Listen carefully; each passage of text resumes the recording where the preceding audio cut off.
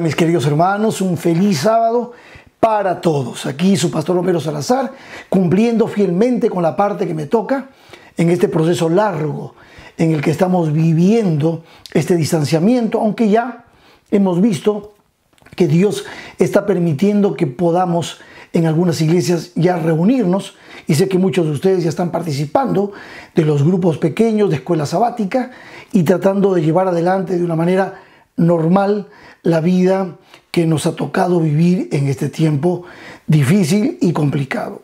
Pero no estamos solos.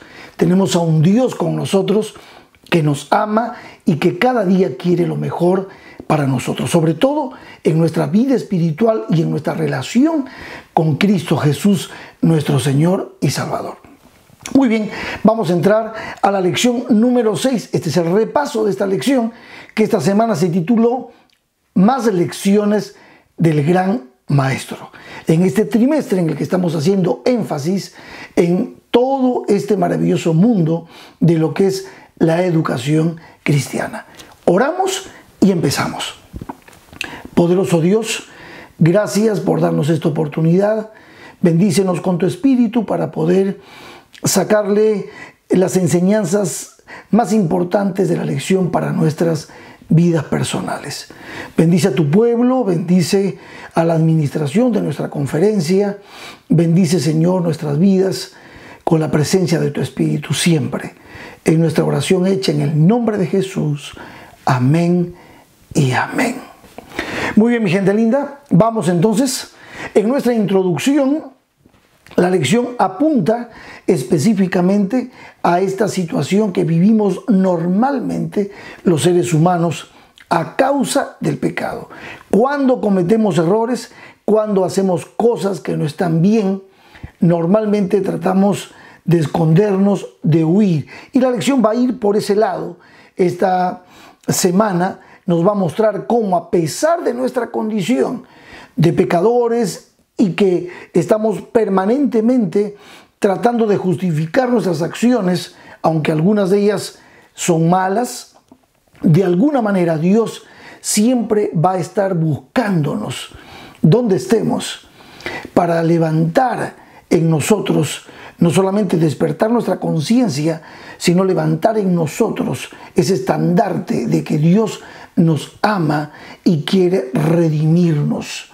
Y es por eso que me encantó la lección de esta semana, porque nos da un vistazo general desde Adán, desde Jacob, y luego entramos a un encuentro especial de Cristo Jesús con una mujer cananea y con el ciego Bartimeo, y vamos a sacar algunas enseñanzas de allí. Nuestra lección nos decía así: por lo tanto, la verdadera educación cristiana debe consistir en señalarnos la única solución para nuestro estado lamentable de pecadores que buscan siempre huir, alejarse de Dios. Y dice, esta semana analizaremos nuestra única solución.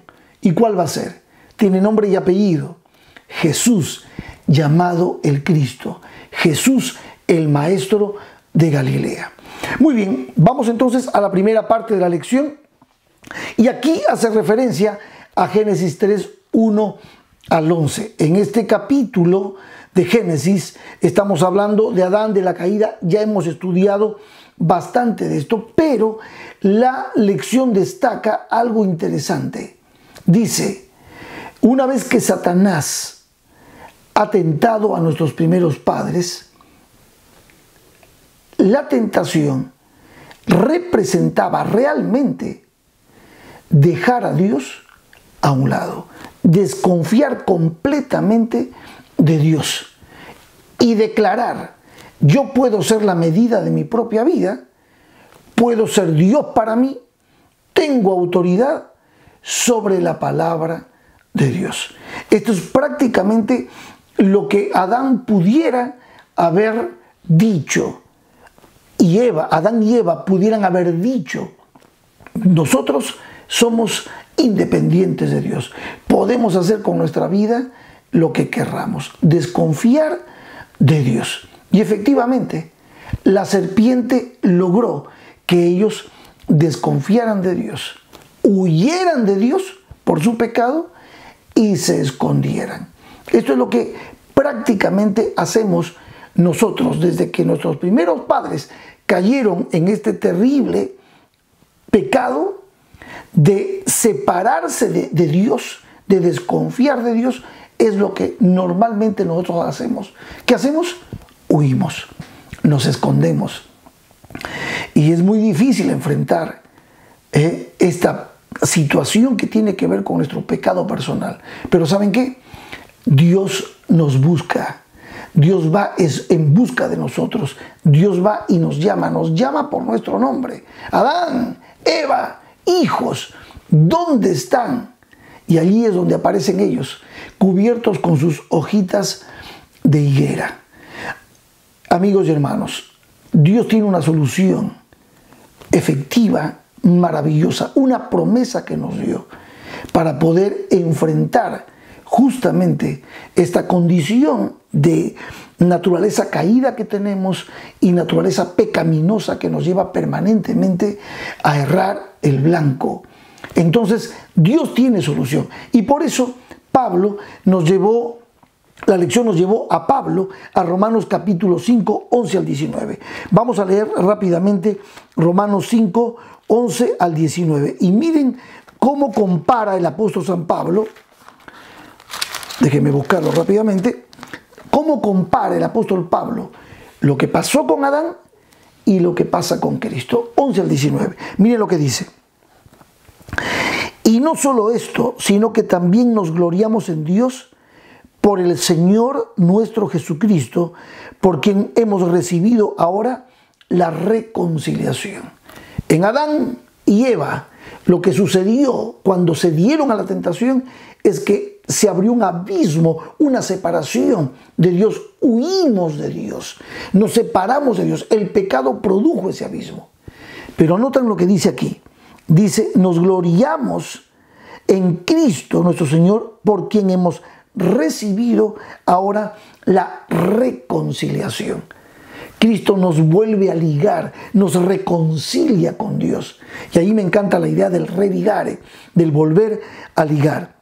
Verso 12 dice, por tanto, como el pecado entró en el mundo por un hombre, Adán y Eva, y por el pecado la muerte, así la muerte pasó a todos los hombres, por cuanto todos pecaron. Pues antes de la ley había pecado en el mundo, pero donde no hay ley no se inculpa de pecado.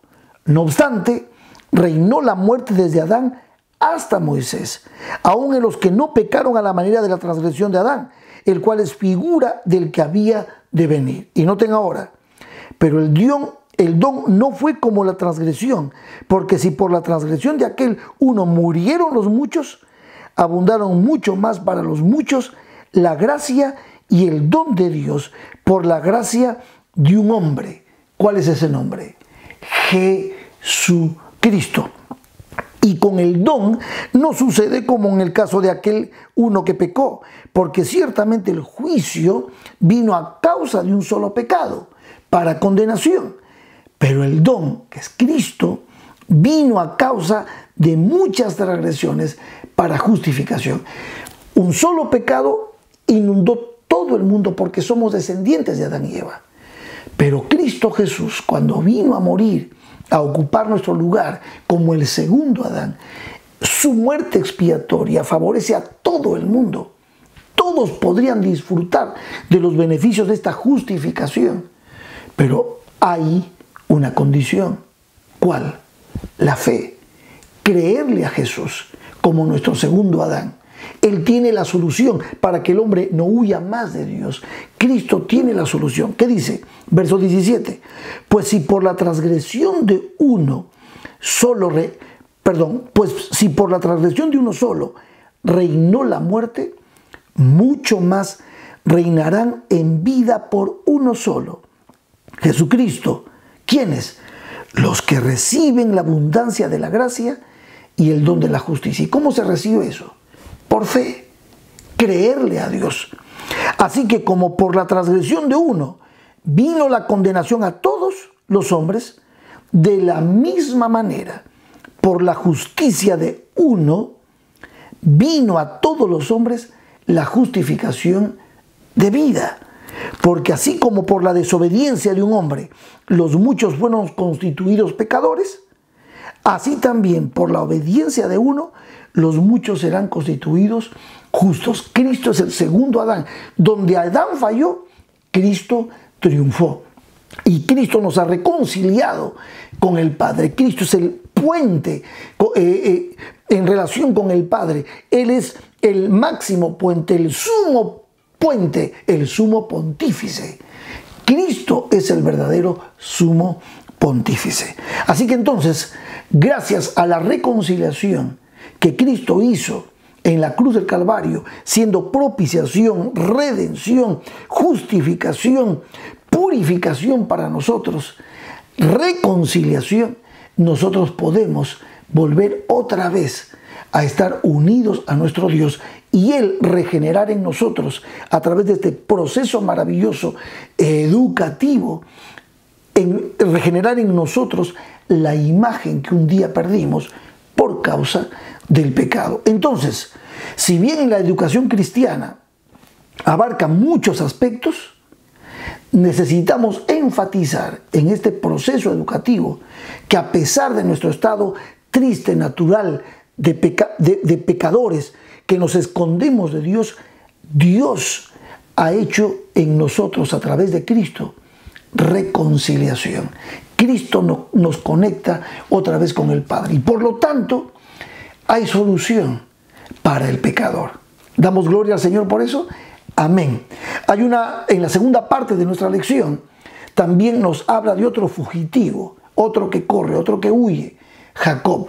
¿Recuerdan ustedes la historia? Le robó la primogenitura a su hermano Esaú. Y entonces ahora viene Jacob, está huyendo, está escondiéndose de su hermano, está huyendo, sabe que hay un cargo de conciencia en su corazón, sabe que ha hecho mal. Entonces está huyendo y va hacia la tierra de Harán, está muy lejos de su parentela, de su padre, de su familia, de su madre, de sus hermanos. Y entonces dice el capítulo 28, dice así, aquí estamos hablando de otra persona que huye. Pero fíjense, Adán huye, Eva huye de Dios. Pero ¿quién toma la iniciativa de buscar a estos huidores? Jehová. Jehová siempre nos busca. Jehová tiene pensamientos de paz para con nosotros, a pesar de lo pecadores que seamos. Él va a cambiar nuestra vida, Él va a transformar nuestra vida. Es todo un proceso educativo que Dios hace con nosotros. Pero fíjense, Dios es un Dios tardo para la ira y grande en misericordia. Y Él nos busca, Él insiste. Nosotros no somos casos perdidos. Si Él nos busca y tú lo buscas a Él, imagínate, Él te busca, tú lo buscas, ¿cuán rápido llegaría tu bendición? ¿Cuán rápido llegaría tu transformación? ¿Cuán rápido aprenderías en la escuela de Jesucristo para vivir una vida de plenitud, a pesar de las circunstancias difíciles, una vida de paz, llena de esperanza, llena de amor? Y aquí tienes el caso de Jacob. Mira lo que dice el capítulo 28 de Génesis, versos 10 al 17. Dice: salió pues Jacob de Berseba y fue a Harán, y llegó a un cierto lugar y durmió allí, porque ya el sol se había puesto. El lugar se llamaba Luz. Y tomó de las piedras de aquel paraje y puso a su cabecera y se acostó en aquel lugar. Y entró en sueño, soñó. Y aquí una escalera que estaba apoyada en tierra y su extremo tocaba en el cielo. Y dice que ángeles de Dios iban y subían por esa escalera. Y el verso 13 dice: he aquí Jehová estaba en lo alto de ella, el cual dijo: yo soy Jehová, el Dios de Abraham, tu padre, y el Dios de Isaac. La tierra en que estás acostado te la daré a ti y a tu descendencia.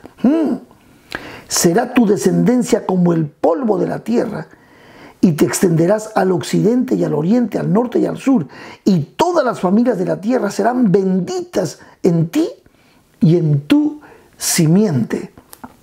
He aquí yo estoy contigo y te guardaré por donde quiera que fueres, y volveré a traerte a esta tierra porque no te dejaré hasta que haya hecho lo que te he dicho. Este es un sueño.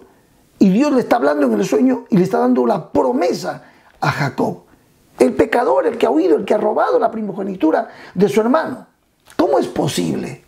Es que tú y yo, amigo mío, hermana mía, no somos casos perdidos para Dios. Por eso alguien dijo una vez, mientras hay vida, hay esperanza. Y ahora entonces dice, y despertó Jacob de su sueño y dijo, ciertamente Jehová está en este lugar y yo no lo sabía. Jehová nos busca y nos busca para educarnos, para enseñarnos, para mostrarnos su amor y para mostrarnos un camino mucho más excelente y sacarnos de la esclavitud y la perdición en la que estamos. Y entonces, ¿sabes cómo le puso de nombre a este lugar? Betel. Betel, casa de Dios. Bueno, ustedes pueden leer después el capítulo 28. Lo que queremos mostrar con esto, lo que podemos aprender de esta historia, es acerca de cómo Dios, cómo Cristo busca alcanzarnos a pesar de nuestros pecados.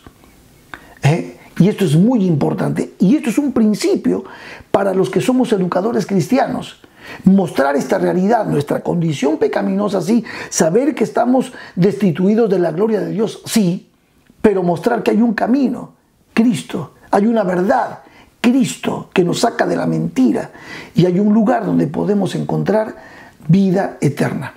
Hay una cita interesante del Espíritu de Profecía, de hecho, los Apóstoles, página 422, haciendo referencia a que Pablo, el apóstol Pablo, entendía perfectamente que esa escalera que unía la tierra con el cielo es Cristo.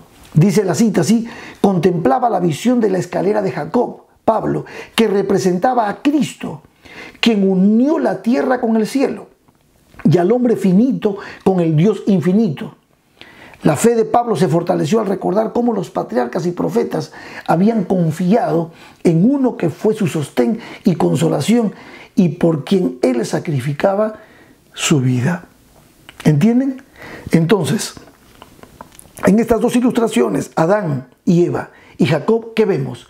Vemos al Dios de los cielos buscándonos para bendecirnos. Ese Dios es maravilloso. Por eso la lección en el corazón de esta semana, en la parte 3, nos llevó la lección a Juan, el capítulo 1. El capítulo 1 de Juan. Ustedes saben que en el Evangelio según San Juan, Juan el evangelista, el predicador, Juan relata prácticamente en el capítulo 1, relata allí la historia del Bautista, pero también dice unas grandes verdades. Solamente el capítulo 1 de Juan es como una especie, en el capítulo 1 Juan te presenta todo lo que te va a relatar en todo el Evangelio. Pero aquí, el otro día, pone énfasis Juan en el propósito. ¿Cuál es el propósito del evangelista? Que entendamos que Jesús es Dios y que entendamos de una vez por todas que en Jesús podemos, conociendo a Jesús, podemos crecer y obtener la vida eterna. Yo te lo leí, creo, el otro día, en Juan 20:31, te lo repito de nuevo, para que veas el objetivo del Evangelio. Juan dice así, estas cosas sean escritos para que creáis que Jesús es el Cristo, el Christos, el Mesías, el ungido de Dios, el Hijo de Dios, y para que creyendo en el Hijo de Dios, en el Cristo, tengáis vida en su nombre. Entonces, en esta tercera parte, nuestra lección nos lleva y nos muestra un poco al gran maestro. De paso, ese es el nombre que le va a dar, porque así es como lo presenta Juan a sus discípulos. Ahora estoy hablando de Juan el Bautista. El que relata la historia de Juan Bautista es Juan el Evangelista, pero Juan el Bautista está en este primer capítulo también. Ahora, ¿cómo se introduce Juan? Diciendo lo que ya hemos leído muchas veces, que Cristo en el principio era el Verbo, y el Verbo era con Dios, y el Verbo era Dios, Cristo. Y entonces en el verso 14 dice que ese Verbo, Cristo, fue hecho carne y habitó entre nosotros. Y vimos su gloria, gloria como del unigénito del Padre, lleno de gracia y de verdad. Y dijimos también que Cristo revela al Padre. Entonces en el verso 18 dice, a Dios nadie le vio jamás. El unigénito Hijo que está en el seno del Padre, Él le ha dado a conocer. Jesús da a conocer al Padre. Ahora, el relato de Juan, desde el verso 19 en adelante, nos empieza a hablar Juan el Evangelista de Juan el Bautista. La voz que clama en el desierto, Isaías 43, decía, Juan era un cumplidor de profecías. Isaías 43 habla de Juan, de la voz que clama en el desierto, el precursor, el que prepara el camino para la venida de Cristo. Entonces la lección nos habla de que Juan tenía muchísimos discípulos. Lo apodaron el Bautista porque bautizaba mucho. Qué lindo, ¿no? Me encantaría a mí que me apoden Pastor Homero Salazar, Homero el Bautista, que bautizo mucho, next. Y estamos bautizando para la gloria del Señor y para la salvación de las almas. Pero Juan tiene discípulos que lo van siguiendo. Juan les ha explicado a sus discípulos que él no es el Cristo, que él es simplemente una voz que clama en el desierto, que está preparando el camino, y que cuando venga Cristo, de quien él no es digno de desatar la correa de su calzado, cuando venga Cristo, todo el mundo tendría que seguirlo a él. Él les estaba enseñando unas cosas que el Padre le había dicho que enseñe. Entonces, ¿qué es lo que hacía Juan? Predicaba con poder, bautizaba y enseñaba acerca del arrepentimiento y llamaba a los pecadores para que vengan y entreguen su vida y sean bautizados. Pero Juan era claro y decía, escuchen, va a venir, el reino de Dios ya se ha acercado, y al que tienen ustedes que seguir es a ese que yo les voy a mostrar. Y llegó ese día. Dice el verso 29 del capítulo 1, el siguiente día vio Juan a Jesús que venía a él, y Juan allí, yo pienso que hasta pegó un grito. He aquí el Cordero de Dios que quita el pecado del mundo. En otras palabras, todo lo que Juan había enseñado se estaba concretando. Todo lo que Juan había indicado se estaba concretando. Juan tenía claramente en su mente quién era Jesús. Sabía que era el Cordero de Dios, el Hijo de Dios. Ahora, ¿de dónde sacó Juan todo eso? ¿Quién se lo enseñó? ¿Quién le dijo a Juan, predica de esta manera y bautiza? ¿Quién le enseñó? Juan tuvo un maestro. Su maestro fue Dios. A través del Espíritu Santo, Dios le mostró a Juan lo que tenía que predicar. Mira lo que dice el verso 33. Dice, y yo no le conocía, pero el que me envió a bautizar con agua, ¿quién? Aquel me dijo, sobre quien veas descender el Espíritu y que permanece sobre él, ese es el que bautiza con el Espíritu Santo. Y Juan dice, y yo le vi y he dado testimonio de que este Jesús, el Verbo, el que se hizo carne, es el Hijo de Dios. ¿Quién le enseñó eso a Juan? Dios. Lo dice el verso 6. Esto no se lo enseñó ni su abuelita, ni su abuelito, ni su papá, ni su mamá. ¿Quién le dijo, predica de esta manera y bautiza? ¿Quién le enseñó? Dios. Juan estaba seguro de que Cristo era el Cordero de Dios que quita el pecado del mundo. Y para corroborar que Dios le dijo, predica de esta manera y bautiza, está el verso 6 del capítulo 1, que dice, hubo un hombre enviado de Dios, el cual se llamaba Juan. ¿Quién lo envió? Dios. ¿Enviado de quién? De Dios. ¿Enviado de Dios? ¿Cumplidor de profecías? Y sabía lo que Dios, y hacía lo que Dios le había enseñado. Predicarás y bautizarás. Prepararás así el camino para la venida de mi Hijo. En Mateo 3, este es el momento cuando Juan bautiza a Jesús.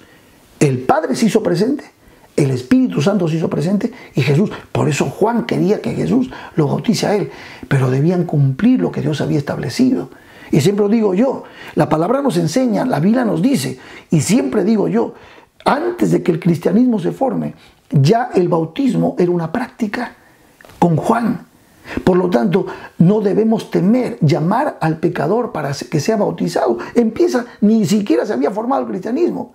Y ya Juan estaba cumpliendo lo que Dios le había enseñado.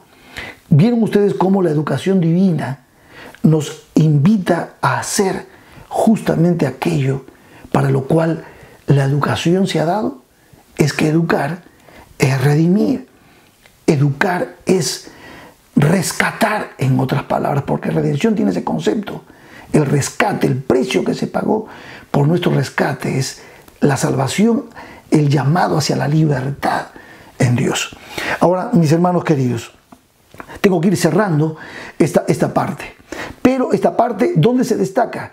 Pasan del maestro Juan al maestro Jesús. En el verso 35 dice que entonces Juan le dice a sus discípulos: Él es el Cordero, síganlo. Pero y tú, no se preocupen por mí, ustedes sigan al Cordero. Y Juan les enseñó que cuando el Cordero llegase lo tenían que seguir. A él le conviene crecer y a mí me conviene menguar. Y entonces dice, al día siguiente estaba Juan otra vez con 2 de sus discípulos y mirando a Jesús que andaba por allí, dijo: He aquí el Cordero de Dios. Y le oyeron hablar los 2 discípulos. ¿Y qué hicieron? Siguieron a Jesús. Estaba Andrés y un amigo. Y siguieron a Jesús.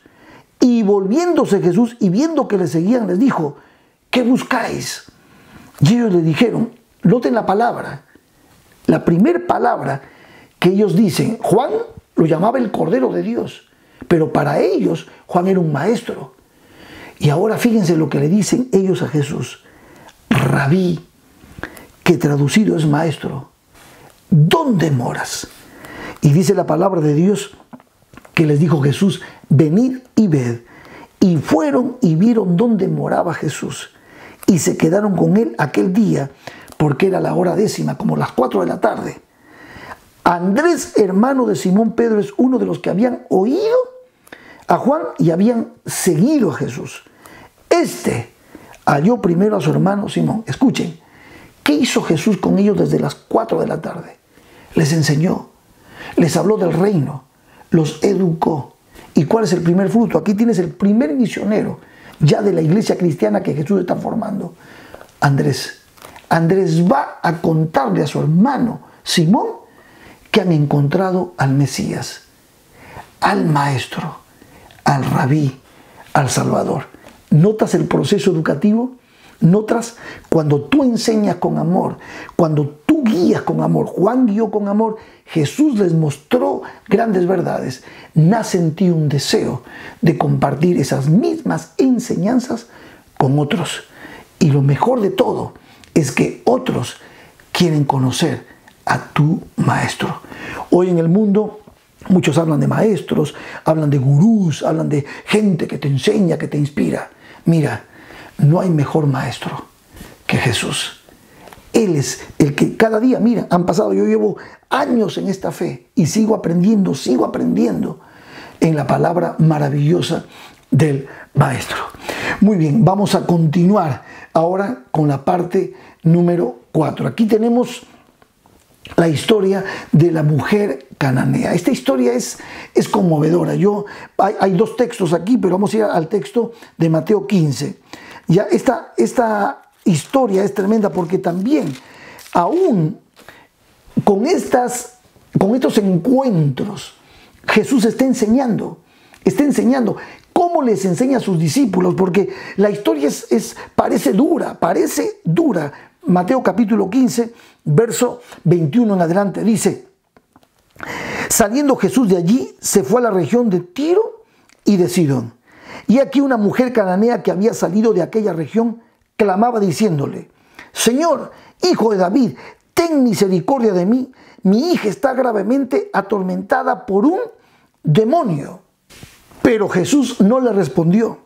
Entonces, acercándose sus discípulos, le rogaron diciendo: despídela, pues da voces tras nosotros. Y él respondió y dijo: no soy enviado sino a las ovejas perdidas de la casa de Israel. Y entonces ella vino y se postró ante él, diciendo: Señor, socórreme. Y respondiendo él dijo: no está bien tomar el pan de los hijos y echarlo a los perrillos. Y ella dijo: sí, Señor, pero aún los perrillos comen de las migajas que caen de la mesa de sus amos. Entonces respondiendo Jesús dijo: oh mujer, grande es tu fe. Hágase contigo como quieres. Y su hija fue sanada desde aquella hora. Aquí tenemos una historia. Tú dices, pero ¿qué nos va a enseñar esta historia? ¿Qué podemos aprender? ¿Qué enseñanza nos quiere dar el Señor? Bueno, es dura. Aparentemente esta historia te desanima y pudiera mostrar cierta insensibilidad por parte de Jesús, pero no es así, no es así. Yo personalmente considero de que Dios estaba queriendo mostrarle a sus discípulos que estaban pensando en otra cosa. Los discípulos de Jesús a veces eran muy, ¿cómo les puedo decir? Era por vista, lo que veían, los emocionaba ciertas cosas, querían declarar a Jesús rey, el poderoso milagrero. Pero Jesús les quiere mostrar cómo aún los extranjeros pueden recibir las enseñanzas de Cristo y pueden valorar las enseñanzas de Cristo mucho más que los propios discípulos de Jesús. ¿No te ha pasado a ti que de repente hay otros que valoran mucho más lo que Cristo nos enseña y nosotros, teniendo esta riqueza en nuestro alcance, no valoramos esto y descuidamos nuestra lectura bíblica? Cuando otros quieren más de Jesús, give me Jesus, dame a Cristo. Nosotros, que tenemos en abundancia a Cristo, nos dedicamos a otras cosas, miramos otras cosas, leemos otras cosas. Sin embargo, aquí hay una gran enseñanza. Y esto lo voy a resumir porque el tiempo me está llegando al final. Simplemente quiero decirte que esta mujer captó la idea de Cristo Jesús. En este diálogo íntimo, la situación, la circunstancia de su hijita era terrible. Tú vas a decir, ¿cómo Jesús no va a tener en cuenta? Está endemoniada esa niña, ella está clamando. Pero la mujer insiste, persiste, pasa todas las barreras del prejuicio. Es más, dice en Marcos que Jesús había entrado a esa casa tratando de no ver a nadie, tratando de pasar un momento íntimo a solas. Pero la mujer lo descubre, lo sigue, busca, insiste. Pasó la barrera de los discípulos y llega hasta Jesús. Y Jesús halla en ella fe, mucha fe. Esto fue una enseñanza tremenda para los discípulos que estaban desconcentrados, en cierto modo, de Cristo, poniendo su mirada en las cosas de acá de la tierra y no en las cosas de los cielos. Y entonces el Señor le dice a la mujer, mujer, grande es tu fe. Eso es un privilegio. ¿Cuán grande es tu fe? ¿Cuán grande es la mía? ¿Qué podemos aprender de lo que nos muestra esta mujercita y en la enseñanza de Jesús? ¿Por qué? Porque Jesús no solamente dice grande es tu fe, sino le dice hágase contigo como quieres. O sea, lo que deseas se cumpla. Evidentemente, lo que ella pedía en oración era algo que sí estaba acorde a la voluntad de Dios, la salvación de su hija, de su hijo. ¿Cuántos padres, cuántas madres hoy oran por sus hijos y necesitan ver salvos a sus hijos? No importa quién eres, no importa de qué nación seas.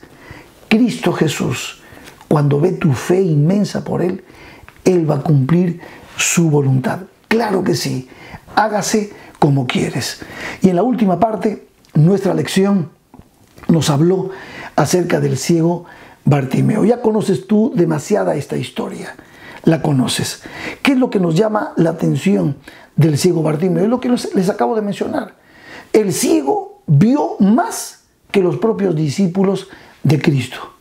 El ciego, aunque no veía físicamente, creyó, aceptó, el ciego Bartimeo, el milagro de Dios.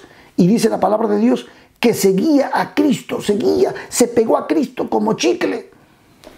¿Cuántos de nosotros, mirando a nuestro alrededor, aún nos abrumamos por las cosas que están pasando en el mundo? Cuando somos hombres y mujeres de fe, cuando se supone que sabemos que esto va a suceder y esto no nos va a achicopalar, no nos va a deprimir. ¿Cuántos de nosotros deberíamos estar a la vanguardia de la fe, llevando esperanza y animando a los demás? No, muchos de nosotros desanimados. ¿Saben qué? Pero el ciego demuestra algo, demuestra su confianza en Dios. El ciego ve lo que normalmente los discípulos no veían. Nosotros necesitamos aprender de estos hombres, de esta mujer extranjera, de este ciego Bartimeo. Necesitamos aprender que en Cristo Jesús Cuando tú pones tu mirada en Cristo Jesús, cuando tú tienes fe en Cristo Jesús, entonces las vicisitudes, las cosas que suceden no tienen mayor importancia, porque tú confías en el Dios que tiene todo bajo control. Él pone y quita reyes. Él sabe lo que hace.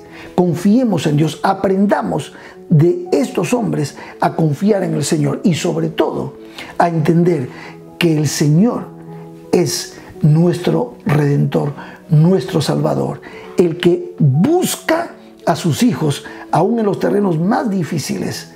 El pastor va a buscar a la oveja y aunque la encuentre perniquebrada, la toma en sus brazos y la salva. ¿Por qué? Porque al final de cuentas, educar es redimir. Educar es redimir. Dice una cita del Espíritu y Profecía, con esto termino, en El Camino a Cristo, página 50, dice: deseamos, cuando nos encontramos con Cristo, deseamos vehementemente llevar su imagen, respirar su espíritu, hacer su voluntad y agradarle en todas las cosas. En compañía de Jesucristo, nuestros deberes, nuestra vida cotidiana se deleita, llega a ser una delicia, a pesar de todo lo que pueda suceder. Entonces, mis hermanos queridos, el Señor nos busca a pesar de que huimos. El Señor nos restaura porque Él es poderoso. El Señor nos enseña a vivir una vida nueva, diferente.